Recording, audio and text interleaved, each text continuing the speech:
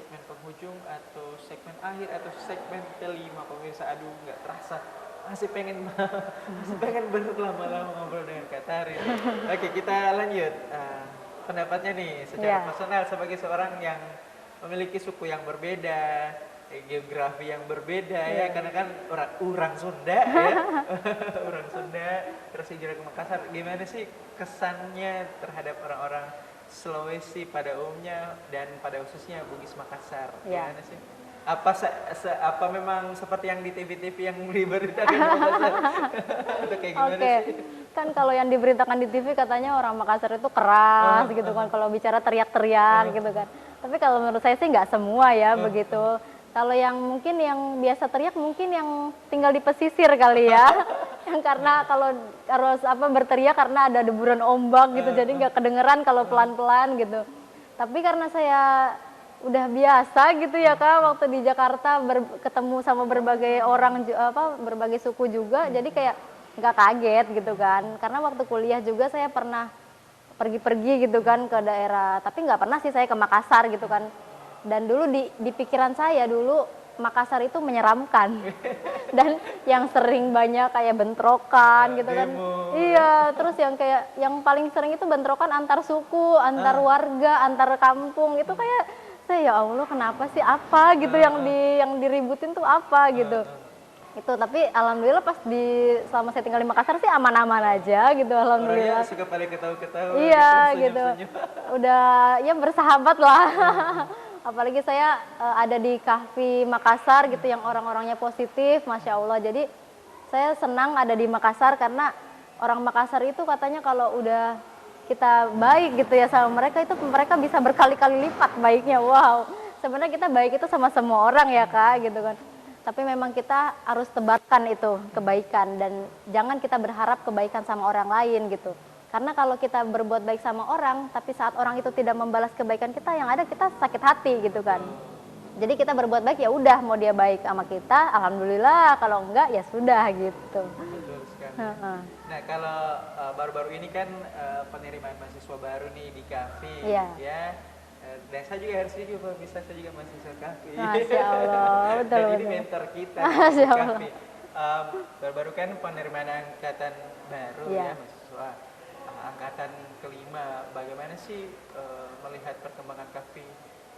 Kak Tari melihat perkembangannya dari Kahfi pertama yang ada di Makassar sampai Kahfi kelima ini, bagaimana Kak Tari melihat perkembangannya? Oke, jadi Kahfi itu berdiri Desember 2019 di Makassar, angkatan pertama. Makassar, iya, jadi angkatan pertama itu digelar Desember 2019 dan saya pindah itu Januari 2020. Kemudian kita mengalami ujian pandemi itu kan 1 tahun, akhirnya kita vakum. Dan di situ Kahfi itu melalui banyak sekali ujian dan rintangan, up and down gitu kan. Jadi yang tadinya kita udah punya ruko, tapi rukonya udah disewa 1 tahun, hanya kepake 3 bulan. Padahal kita udah bayar full 1 tahun, itu ujian pertama. Kemudian kita nggak punya tempat, kita mencari-cari tempat, kita sampai numpang di rumah salah satu mahasiswa kita. Sampai alhamdulillah sekarang Kahfi sudah punya ruko lagi sendiri gitu.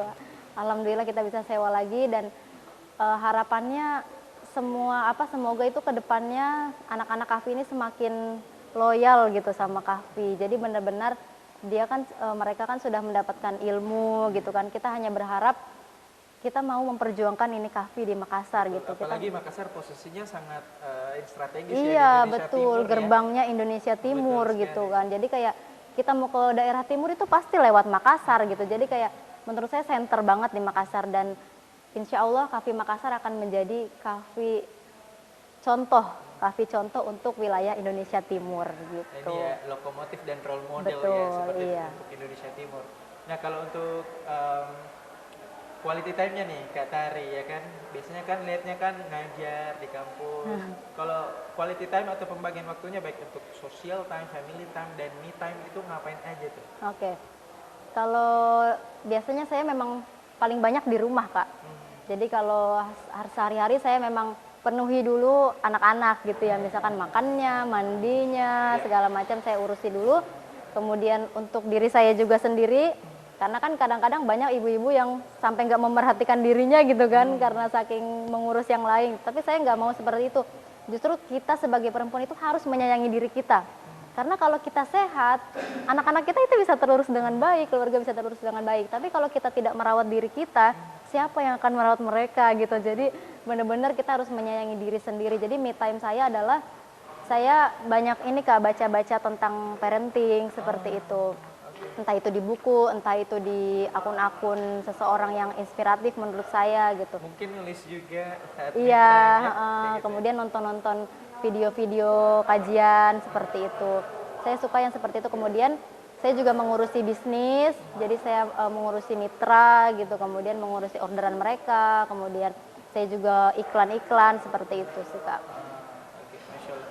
Nah, kalau untuk mimpi-mimpi ke depan nih yang pengen diwujudin, baik itu secara sosial, di keluarga, dan untuk diri sendiri, apa tuh mimpi-mimpinya? Kak? Oke, kalau mimpi-mimpi yang terdekat yang mau saya raih gitu ya, itu adalah tentang di bisnis Kak.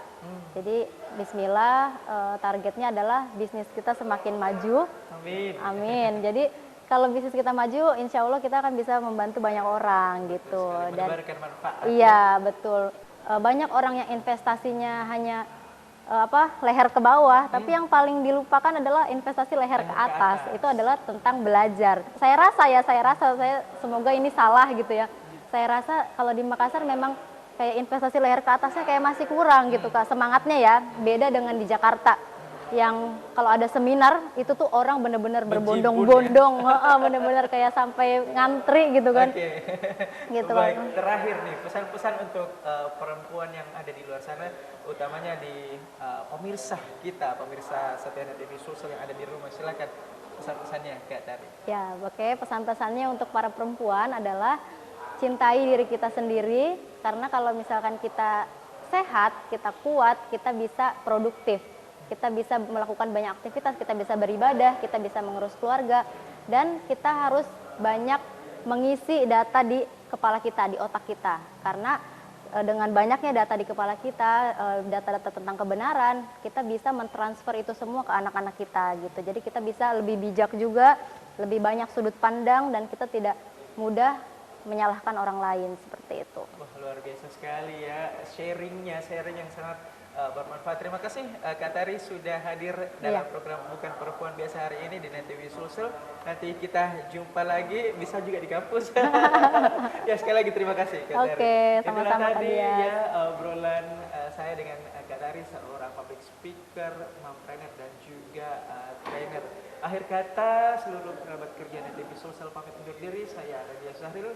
Kita jumpa di program episode selanjutnya dalam program Bukan Perempuan Biasa. Assalamualaikum warahmatullahi wabarakatuh dan sampai jumpa. Waalaikumsalam warahmatullahi wabarakatuh.